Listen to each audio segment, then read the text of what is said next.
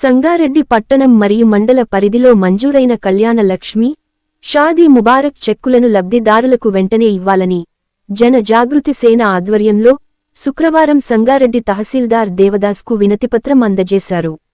ఈ సందర్భంగా జన జాగృతి సేన అధ్యక్షులు బంగారు కృష్ణ మాట్లాడుతూ, కళ్యాణ లక్ష్మీ చెక్కులు మంజూరై నెలలు గడుస్తున్నా లబ్ధిదారులకు ఇవ్వకపోవడం వల్ల 180 మంది లబ్ధిదారులు ప్రతిరోజు తహసీల్దార్ కార్యాలయం చుట్టూ తిరిగి విసిగిపోతున్నారని అన్నారు. కొందరు రాజకీయ పలుకుబడి ఉన్న వారికి చెక్కులు ఇస్తున్నారు, కానీ పేదలకు ఇవ్వడం లేదని అన్నారు. ప్రభుత్వం వెంటనే దృష్టి పెట్టి పేదలకు చెక్కులు పంపిణీ చేసి న్యాయం చేయాలని బంగారు కృష్ణ అన్నారు. ఈ కార్యక్రమంలో చింతల సాయి కుమార్, అబ్దుల్ కలీం పాల్గొన్నారు. మంజూరైనటువంటి కళ్యాణ లక్ష్మి, షాదీ ముబారక్ చెక్కులు వెంటనే ఇవ్వాలని కోరుతూ ఈరోజు జనజాగృతి సేన ఆధ్వర్యంలో సంగారెడ్డి ఎంఆర్ఓ దేవదాస్ గారికి వినతిపత్రం అందజేయడం జరిగింది. సంగారెడ్డి టౌన్, సంగారెడ్డి మండలంలో దాదాపు 180 మంది లబ్ధిదారులు షాదీ ముబారక్, కళ్యాణ లక్ష్మికి సంబంధించిన చెక్కులు మంజూరై కార్యాలయంలో ఉన్నటువంటి పరిస్థితి ఉంది.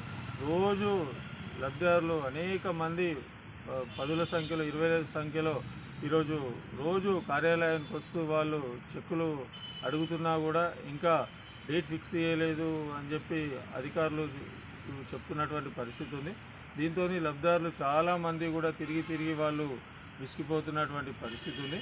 కాబట్టి ఏవైతే చెక్కులు మంజూరైనటువంటి చెక్కులను ఇంకా లేట్ చేయకుండా వెంటనే ఇవ్వాలని చెప్పి మేము ప్రభుత్వాన్ని కోరుతున్నాం.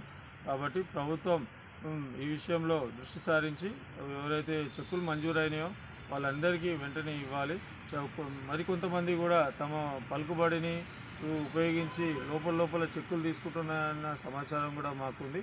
కాబట్టి ఎవరైతే పేదలు ఉన్నారో ఆ పేదలకు అంతపూర్తి పలుకుబడి ఉన్నటువంటి పరిస్థితి ఉంటుంది.